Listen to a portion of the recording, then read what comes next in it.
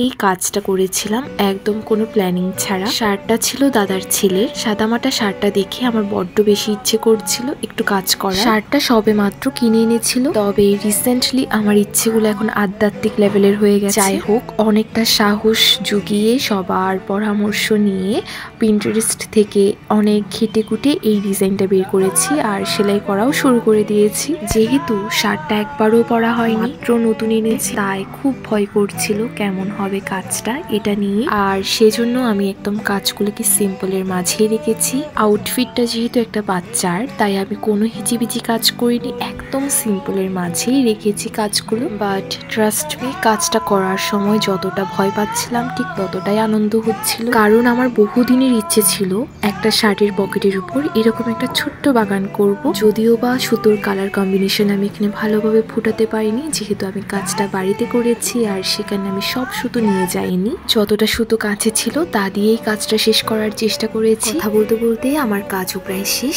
এবার দেখে বলো তো আমার কাজটা কেমন হয়েছে। আমি তো ভীষণ খুশি। আজকের ভিডিওটা তবে এখানে শেষ করছি। দেখা হবে খুব শীঘ্রই নতুন কোনো ভিডিও নিয়ে। টাটা।